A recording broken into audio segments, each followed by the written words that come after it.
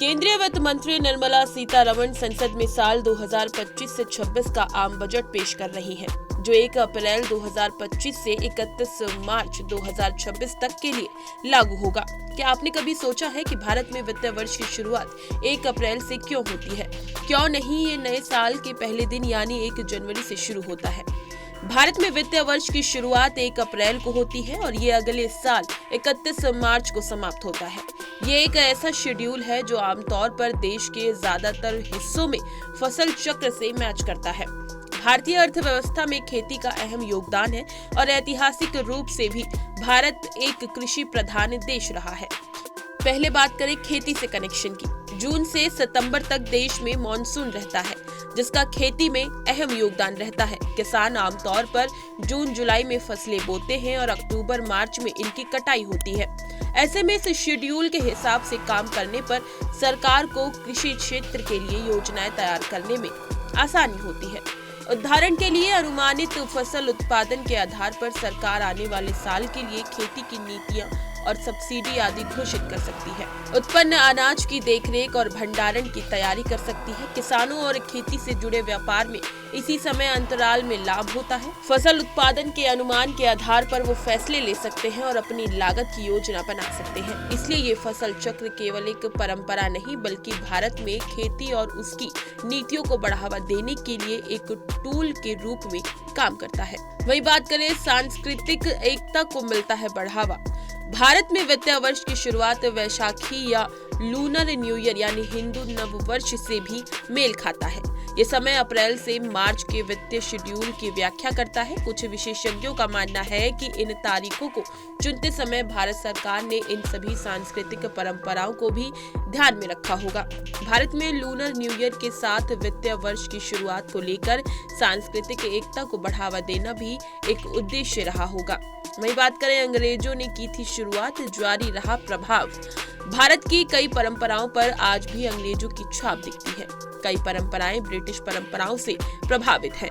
ऐसे ही वित्तीय वर्ष की अप्रैल से शुरुआत भी अपने आप नहीं हुई, इसमें भी अंग्रेजों का बड़ा हाथ रहा। दरअसल 7 अप्रैल 1860 में भारत में अंग्रेजों के शासन काल में पहला बजट पेश किया गया था। तब ये मई से अप्रैल तक के लिए हुआ था। इसके बाद 7 सालों तक यही व्यवस्था चलती रही। साल 1865 में अंग्रेज सरकार ने भारतीय खातों को जांचने के लिए एक आयोग बनाया था। तब पहली बार वित्तीय वर्ष को 1 जनवरी से 31 दिसंबर तक रखने की सिफारिश उस आयोग ने की थी। हालांकि अंग्रेज सरकार इसके लिए तैयार नहीं हुई, क्योंकि औपनिवेशिक सरकार भारत के भी वित्तीय वर्ष को ब्रिटेन के अनुरूप ही रखना चाहती थी। इसलिए आयोग की सिफारिशों को दरकिनार कर अंग्रेजों ने साल 1867 में भारत का वित्तीय वर्ष बदलकर 1 अप्रैल से 31 मार्च कर दिया।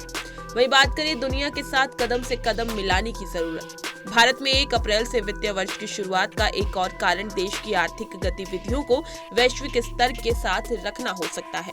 भारत अप्रैल से मार्च तक वित्तीय वर्ष का जो कैलेंडर अपनाता है, इसके प्रमुख व्यापारिक भागीदार कनाडा, यूके, न्यूजीलैंड, हांगकांग में भी इसका पालन किया जाता है। ऐसी समानता से अंतर्राष्ट्रीय व्यापार और आर्थिक लेन देन में सहूलियत होती है। ये सभी देश भारत के साथ अधिक आसानी से वित्तीय लेन देन कर सकते हैं। वही बात करें कानून में भी किया गया प्रावधान। वैसे समय समय पर वित्त वर्ष के कैलेंडर में बदलाव की भी आवाज उठती रही। सरकार के लिए ऐसा करना संभव भी है।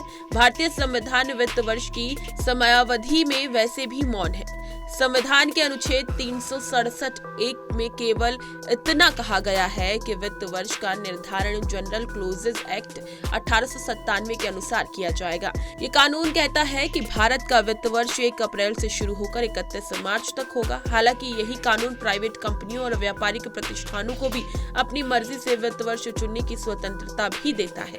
इसी तरह से राज्यों की सरकारें भी अपनी इच्छा से वित्त वर्ष को चुन सकती हैं। वहीं केंद्र चाहे तो जनरल क्लोजेज एक्ट 1897 में संशोधन कर वित्त वर्ष की समयावधि बदल सकती है। हालांकि सरकार को भी इसके साथ ही कई कर कानून में भी बदलाव करना पड़ेगा। इसके लिए संसद में सरकार को धन विधेयक लाना होगा। इसी तरह की तमाम खबरें और लेटेस्ट अपडेट्स के लिए बने रहिए हमारे साथ और देखते रहिए punjabkesari.com।